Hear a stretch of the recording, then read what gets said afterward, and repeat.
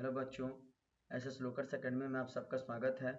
आज मैं आप सबको Bihar board 12th class Hindi book का एक नया अध्याय बताने जा रहा हूं, जिसका नाम कवित है। इसके कवि भूषण जी हैं।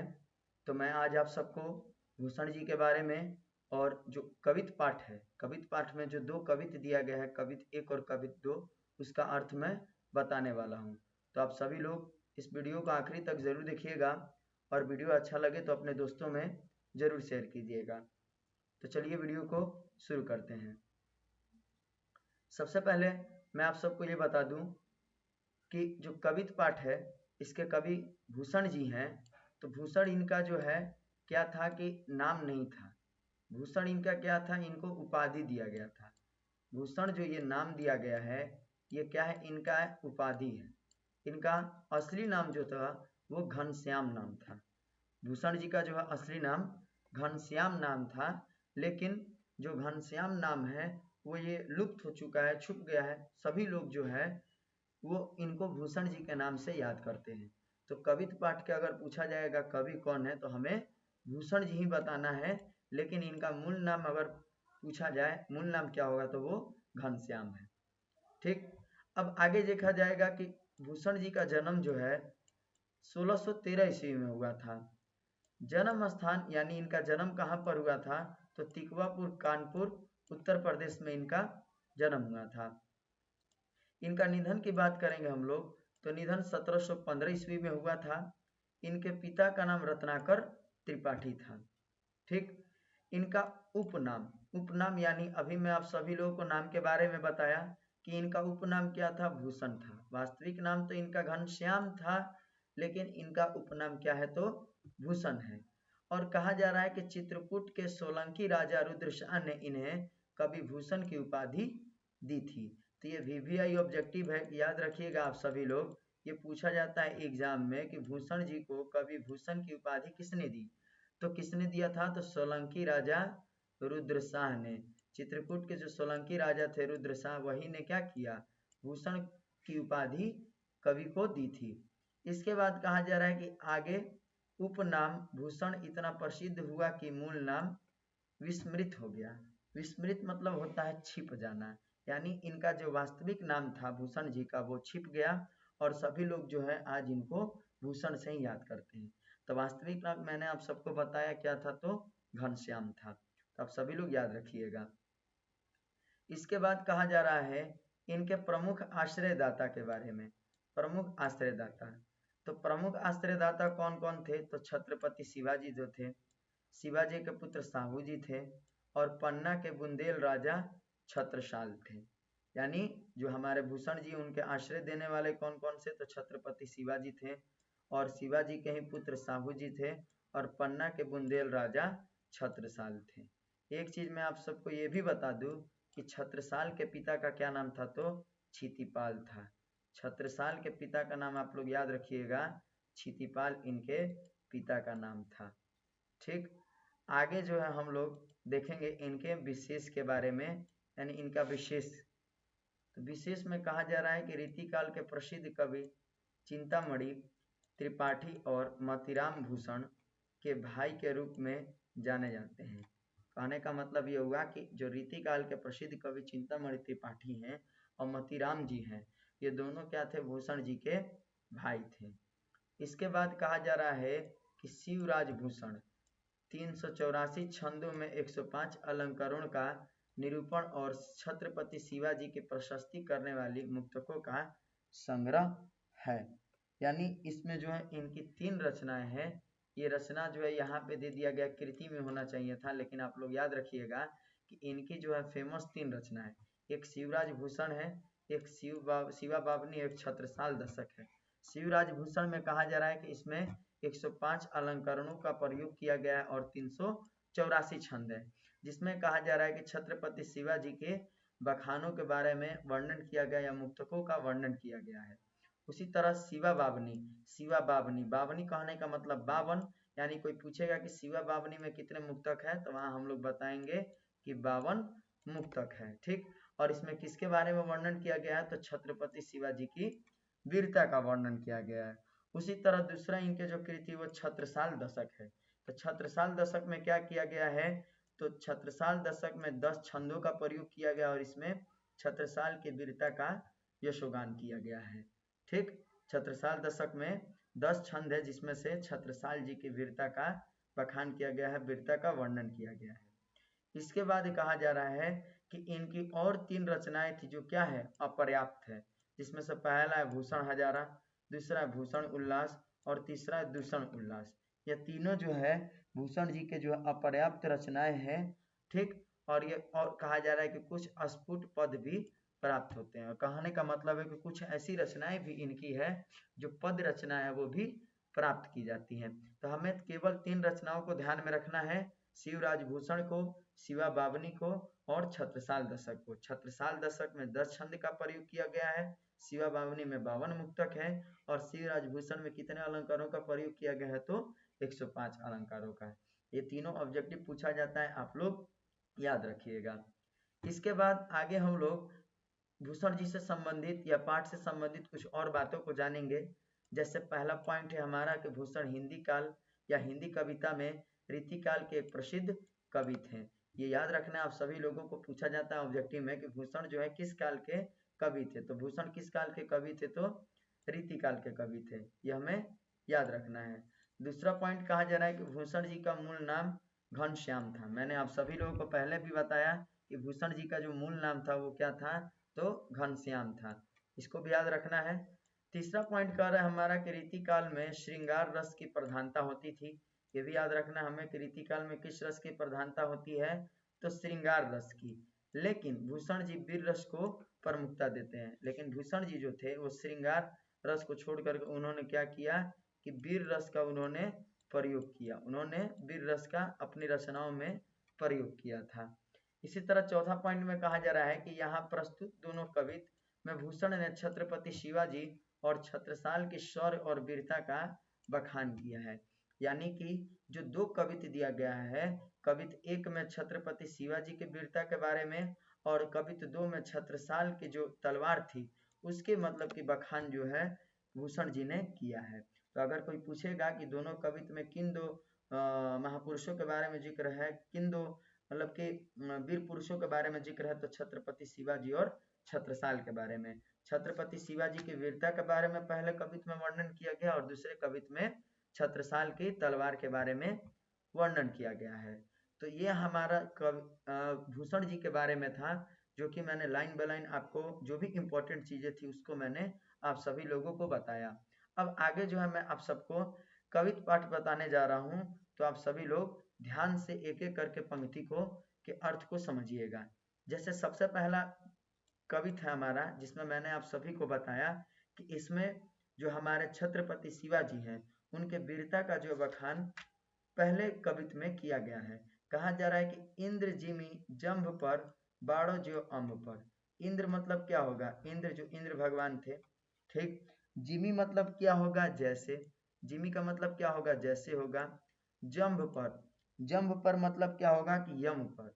ठीक, बाड़ो जो अम्ब पर, बाड़ो मतलब क्या होगा, समुद्र की, या बाड़ो अग्नि या समुद्र की अग्नि। ज्यो मतलब जैसे, और अम्ब पर, अम्ब मतलब क्या होगा, तो अम्ब मतलब होगा जल। तो यहाँ कहा जा रहा है पहले लाइन में, पहले कवित के पहले लाइन में कि जैसे इंद्र का जो है, इंद्र का यमराज पर राज है, समुद्र की अग्नि का जो है पानी पर राज है, रावण स्तंभ पर रघुकुल राज है। तो रावण का, रावण यानी रावण का जो है मतलब रावण का पर जो है किसका अधिकार है, तो रघुकुल राज यानी कि श्री जो हमारे राम है, श्री राम, उनका राज जो है किस पर है, तो रावण पे है। यानी पहले लाइन में कहा गया कि इंद्र का जो यमराज पर अधिकार है, समुद्र की अग्नि का जल पर अधिकार है, और रावण पर जो है हमारे रघुकुल के राजा श्री कृष्ण पर अधिकार है। इसके बाद कहा जा रहा है कि पौन वारीवाह पर शंभु रतिनाह पर। पौन वारीवाह, पौन मतलब क्या होगा, हवा या पवन। पौन का मतलब क्या होगा, पौन का मतलब होगा हवा या पवन।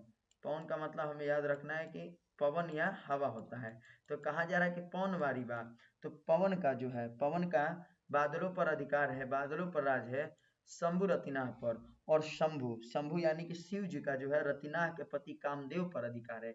यहाँ रतिनाह मतलब क्या होगा, रति के जो पति कामदेव थे, कामदेव, उन पर जो है किसका अधिकार है, या उन पर जो किसका अधिकार है, तो शिव जी का है। कहा जा रहा है कि पवन का जैसे बादलों पर राज है और शिव जी का जो है रतिना के पति कामदेव पर राज है, जो सहस्त्रबाहु पर राम द्विजराज है। तो वैसे ही जो है सहस्त्रबाहु यानी जो सहस्त्रबाहु यानी जिनको मतलब कि भुजाओं को जो है परशुराम ने काट दिया था, उस सहस्त्रबाहु पर किसका अधिकार है, तो राम द्विजराज यानी अर्थात परशुराम का अधिकार है। राम द्विजराज मतलब क्या होगा, जो परशुराम थे, जो राम के परशुराम जो कि राम जी को भी कहा जाता है, उनके पर उनका जो किस पर अधिकार है, तो सहस्त्रबाहु पर अधिकार है।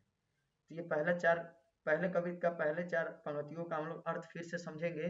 कहा जा रहा है कि इंद्र जी का जो है यमराज पर अधिकार है, ठीक। और समुद्र की अग्नि का जो है पानी पर राज है। रावण पर जो है रघुकुल के राजा राम का अधिकार है। पवन पर जो है बादल का अधिकार है। और शिव जी पर जो है शिव जी का जो है शिव शंभु जी का जो है रतिना के पति कामदेव पर अधिकार है। और वैसे ही सहस्त्रबाहु पर जो है परशुराम अर्थात राम जी का जो है सहस्त्रबाहु पर अधिकार है। फिर कहा जाता है कि दावा द्रुम दंड पर चिता मृग झुंड पर। दावा दंड पर मतलब क्या होगा कि जंगल की जो अग्नि है, जंगल की अग्नि का जो है वृक्षों की डाल पर राज है, वृक्षों की डाल पर। द्रुम दंड मतलब क्या होगा, वृक्षों की डाल पर, यानी जंगल की अग्नि का वृक्षों की डाल पर अधिकार है। चीता मृग झुंड पर, और चीता का जो है मृगों के हिरणों के झुंड पर अधिकार है, ठीक। भूषण वितुंड पर जैसे मृगराज है। और भूषण वितुंड मतलब क्या होगा कि जो हमारे भूषण वितुंड पर जैसे द्विजराज है, जैसे हाथी जो है, हाथियों का जो समूह है, हाथियों का उनका जो है मृगराज यानी कि जो शेर है, जंगल के राजा है, उसका अधिकार है। ठीक उसी प्रकार कहा जा रहा है कि तेज तम अंश पर कान्हा जिमी कंस पर। तो ठीक उसी प्रकार जो है जो अंधकार पर जो है तेज यानी प्रकाश का अधिकार है, और श्री कृष्ण का जो है जिमी कंस यानी कंस पर अधिकार है। तो वैसे ही मलेच्छ वंश पर जो है शेर शिवराज है, अर्थात शिव जी का जो है यानी शिवा जी का जो है हमारा क्या है, अधिकार है, राज है। यानी कहा जा रहा है आखिरी कवित्व वन के आखिरी के 4 पंक्तियों में कि जो जंगल की अग्नि का जो है वो वृक्षों की डाल पर अधिकार है, और चीता का जो है हिरणों की झुंड पर अधिकार है। ठीक उसी प्रकार कहा जा रहा है कि हाथियों का जो समूह है उस पर शेर का जो जंगल का राजा होता है उसका अधिकार है। और प्रकाश पर जो अंधकार का अधिकार है, और श्री कृष्ण पर जो कंस है उसका अधिकार है। तो हमारे राजा जो शिवाजी हैं, छत्रपति शिवाजी जो हैं, उनका अधिकार मलेच्छ वंश पर अधिकार है। तो यहाँ पहले कवित्व में क्या किया गया है कि पहले कवित्व में जो छत्रपति शिवाजी हैं उनके वीरता के बारे में बखान जो है कई चीजों से तुलना करके किया गया है। कहा गया है कि आपका जो है यमराज पर जो है इंद्र जी का अधिकार था, समुद्र की अग्नि का जो है वो जल पर अधिकार था, जो राम का जी का जो है वो रावण पर अधिकार था, शिव शंभु है उनका जो रतिना के पति कामदेव पर अधिकार था, जो जंगल की अग्नि है उनके वृक्षों के झुंड पर अधिकार था, मृग का जो है मृगराज है जो जंगल का राजा है उसका जो हाथियों के झुंड पर अधिकार है, और अंधकार पर जो है प्रकाश का अधिकार है, श्री कृष्ण का जो है हमारे कंस पर अधिकार है। तो ठीक उसी प्रकार जो है छत्रपति शिवाजी का मलेच्छ वंश पर अधिकार है। तो यही बताया गया है पहले कवित्व में, ठीक। अब दूसरे कवित्व की ओर हम लोग चलेंगे। तो दूसरे कवित्व में क्या किया गया है कि जो छत्रपति हमारे छत्रसाल है, छत्रपति शिवाजी नहीं, जो छत्रसाल जी हैं, उनके तलवार के बारे में, उनके तलवार के वीरता का जो है बखान दूसरे कवित्व में किया गया है। तो अगर पूछा जाएगा कि दूसरे कवित्व में किस चीज का वर्णन किया गया है, तो आप सभी लोग बताइएगा कि दूसरे कवित्व में जो है हमारे छत्रसाल के दशक जो छत्रसाल थे उनके तलवार का जो बखान किया गया है। कहा जा रहा है कि निकसत मयान ते मयूखे परले भानु कैसी, फारे तम तुम से गयंदन के जाल को। कहा जा रहा है कि निकसत मतलब क्या होगा, निकलना। मयान मतलब क्या होगा कि मयान जिसमें तलवार रखा जाता है वो, ते मयूखे प्रलय भानु कैसी। मयूखे मतलब क्या होगा, मयूखे मतलब होगा किरणें, मयूखे मतलब क्या होगा, किरणें। प्रलय मतलब क्या होगा, प्रलयकारी। और भानु कैसी मतलब कि भानु कैसी मतलब क्या होगा कि सूर्य की प्रलयकारी किरणें। प्रलय भानु दोनों का मतलब ये होगा कि सूर्य की प्रलयकारी किरणें। तो पहले लाइन में दूसरे कवित्व का कहा जा रहा है कि जो हमारे छत्रसाल की तलवार है वो जब मयान से निकलती है तो ऐसा प्रतीत होता है जैसे सूर्य की किरणें जो है अंधकार को चीरती हुई जो है वो बाहर निकलती है। कहा जा रहा है कि फाड़े तमतुम से गयंदन के जाल को, यानी जो छत्रसाल की तलवार है वो सूर्य की प्रलयकारी किरणों के समान जो है बाहर निकलती है और जो हाथियों का जो जाल होता है, हाथियों का जो घेरा होता है उसको तोड़ देती है, उसको काट देती है। इसके बाद कहा जा रहा है कि लागती लप की कंठ बैरिन की नागिनी सी, रुद्र ही रिझावे दे दे मुंडन की माल को। कहा जा रहा है छत्रसाल के तलवार के बारे में कि जैसे लागती लप की, यानी जैसे नागिन जो है शत्रुओं के कंठ में लग करके लिपक जाती है, लपट करके और अपने शत्रुओं को जो मार डालती है। बैरिन की नागिन, इसी कहने का मतलब ये हुआ कि जो नागिन है अपने शत्रुओं के गले में लिपट करके, कंठ यानी यहाँ पे क्या होगा, गला होगा, कि गले में लिपट करके और लपक करके अपने शत्रुओं को मार डालती है। तो ठीक उसी प्रकार जो है छत्रसाल की तलवार भी जो है नागिन के समान अपने शत्रुओं के गले पे प्रहार करके उनको जो है मार देती है, उनको काट देती है। इसके बाद कहा जा रहा है कि रुद्रही, रुद्रही मतलब क्या होगा कि शिव के क्रोधित रूप, रिझावे यानी शिव के क्रोधित रूप को मनाने के लिए दे दे मुंडन की माल को। उन्हें क्या किया जाता है कि शत्रुओं के मुंडन की माला जो वो भेंट स्वरूप दिया जाता है, यानी कि शिव के क्रोधित रूप को मनाने के लिए, रिझाने के लिए जो शत्रुओं की मुंडन की माला उन्हें भेंट स्वरूप दी जाती है। तो पहला जो हमारा 4 लाइन है दूसरे कवित का, तो इसमें कहा जा रहा है कि सूर्य की प्रलयकारी किरणें जैसे बाहर निकलती है तो वैसे ही हमारे छत्रसाल की तलवार भी जो अपने मयान से बाहर निकलती है और ये अंधकार को चीरती हुई जो है, फाड़ती हुई जो बाहर निकलती है और हाथियों का जो चाल है, हाथियों का जो समूह है उसको वो फाड़ देती है। फिर कहा जा रहा है कि जैसे नागिन जो है अपने शत्रुओं के कंठ में लपक करके, लिपट करके उन्हें जो है मतलब कि मारती है, ठीक उसी प्रकार जो है छत्रसाल की तलवार भी जो अपने शत्रुओं के गले पे जो है, कंठ पे प्रहार करती है। और शंकर जी का जो क्रोधी रूप है उसको रिझाने के लिए, जो उसको मनाने के लिए शत्रुओं के मुंडन की माला को जो उन्हें भेंट स्वरूप दी जाती है। इसके बाद कहा जा रहा है कि लाल क्षितिपाल छत्रसाल महाबाहुबली, कहा जा रहा है कि लाल क्षितिपाल छत्रसाल महाबाहुबली, कहाँ लो बखान करो तेरी कलवार को। यानी कि लाल क्षितिपाल, लाल क्षितिपाल मतलब क्या होगा कि छत्रसाल जी, हे छत्रसाल जी आप क्या है, क्षितिपाल के लाल है। मैंने अभी आप सभी को बताया भी कि क्षितिपाल याद रखिएगा कि छत्रसाल के क्या होंगे, पिता होंगे। तो कहा जा रहा है भूषण जी के द्वारा कि हे छत्रसाल आप क्या है, महाबाहुबली आप क्षितिपाल के क्या है, लाल है, क्षितिपाल के पुत्र हैं। कहाँ लो बखान करो तेरी तलवार को। अब मैं कहाँ कितना आपके जो है तलवार का बखान करूं, कितना मैं वर्णन करूं। अब मुझसे जो है आपके तलवार का बखान करना नहीं बन रहा है। करवाल मतलब क्या होगा यहाँ पे, कलवार का मतलब क्या होगा, तलवार होगा। कलवार का मतलब क्या होगा, यहाँ पे तलवार होगा। तो आप सभी लोग याद रखिएगा। तो कहा जा रहा है भूषण जी के द्वारा कि हे छत्रसाल, हे महाबाहुबली, हे क्षितिपाल के लाल, अब मैं कहाँ से आपके तलवार का मैं बखान करूं, मुझसे आपके तलवार का बखान करना नहीं बन रहा है। फिर कहते हैं कि प्रतिभट कटक कटीले केते काटी काटी कालिका से किल की कलेव देती काल को। आगे कहा जा रहा है कि प्रतिभट कटक कटीले केते काटी काटी। प्रतिभट मतलब क्या होगा, तो प्रतिभट मतलब होता है शत्रु या योद्धा। प्रतिभट मतलब क्या होता है, शत्रु या योद्धा या दुश्मन। कटक, कटक मतलब क्या होगा कि समूह या सेना। कटीले, कटीले मतलब होता है काटना। और केते केते, केते मतलब होगा कितना। और काटी काटी, काटी काटी मतलब होगा काटना। यानी कि भूषण जी कह रहे हैं कि आपकी जो तलवार है वह शत्रुओं के समूह को एक एक करके जो काट रहा है, मार रहा है। कालिका से किल की कलेव देती काल को। कालिका मतलब क्या होगा कि जो काल की देवी माँ काली है वो उनका मतलब कि काली जी के लिए यहाँ पे कालिका शब्द का प्रयोग किया गया है, यानी काल की देवी काली।